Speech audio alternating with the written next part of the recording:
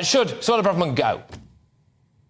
Absolutely not. And I think we need to be very, very careful that, not only do we let minor indiscretions that befall all of us as human beings, that we don't let those things get in the way of progressing politics.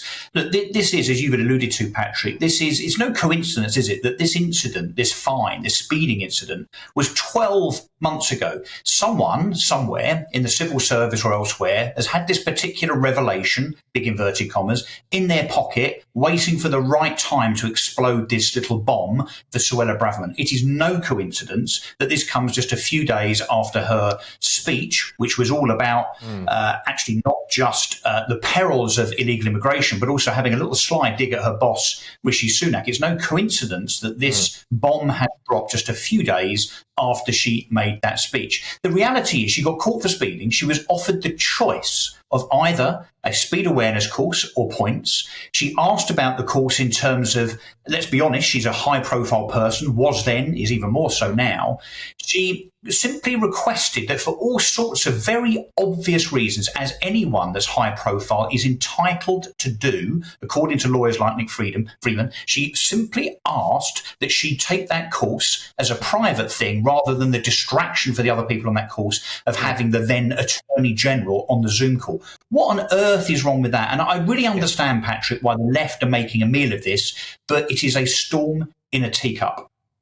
Matthew, I'll bring you in now. I mean, there should be more focus, I think, on where a lot of these leaks are coming from and less so about the straightforward nature of the situation as we understand it, which is that a Home Secretary gets the speeding ticket, Attorney General as she was at the time, gets a speeding ticket, says is offered the same course as everybody else, asks whether or not she could do it privately. They said no, and then she took the ticket and the fine. I mean, what's the problem, Matthew? So good to see you, Patrick. To me, it's quite straightforward. Either the Home Secretary broke the ministerial code or she didn't. And I think everyone party to this conversation and most of the viewers this afternoon know that government ministers are not supposed to ask civil servants to help them out on personal issues. She sped. She accepted that she sped. She ended up taking the points. But what she should have done is gone, like the rest of us, to the course director and applied to have it done privately if she didn't want to be exposed publicly. If instead of that, she has actually got civil servants involved, that may mean that it's a breach of the ministerial code. It will be her second breach of the ministerial code. And of course, she should go. The big problem for Rishi Sunak here is he was so weak. Don't forget, he got thrashed by Liz Truss amongst Tory members when he tried to become leader the first time. That was a catastrophic premiership. I think most of us would agree. He was so weak that he felt he had to appoint Suella Braverman to Home Secretary under a week after she resigned the first time. Just let that sink in for a moment. A Home Secretary resigns for breaching the ministerial code, and then with 6 days later, she's reappointed to the same post. Rishi Sunak has only got himself to blame. Look, I can, Russell, understand that with hindsight, Suella Braverman possibly should not have spoken to a civil servant about this. I can also understand, however, as we await for more specific details on this, that it might have just been some kind of passing comment. She may well have been on business. She may well have been doing it because she wanted to try to do it at her own time so she didn't get in the way of her job. To me, there is quite a clear grey area there. But, Russell, it just appears to me like our civil service, when you add it all up, we've had Boris Johnson, we've had Dominic Raab and now Suella. I mean, this notion that they've potentially got some kind of vendetta against right-wing, pro-Brexit, anti-mass migration politicians is starting to stack up, isn't it? Well, Patrick, is well documented, isn't it? We know also, they had a little pop at Steve Barclay, didn't they, 2 or 3 weeks ago, trying to get rid of him. They did the same against Priti Patel. And whether it's obstruction in terms of not carrying out government policy that enacted by way of an elected mandate, or whether it's this kind of briefing and this troublemaking, I mean, it all amounts to the same thing, really, is that we've got an unelected, unaccountable civil service trying to muddy the waters of those elected politicians. And as I say, the timing of this, of course, is no coincidence. Why didn't this come out 12 months ago?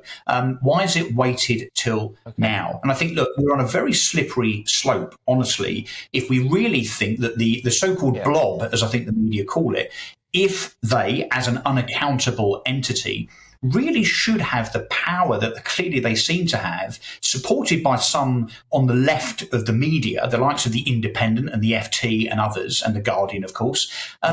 We should be very, very careful that we don't end up in a situation where we are indeed run by unelected bureaucrats. Let's be honest, that's why we got out of the EU.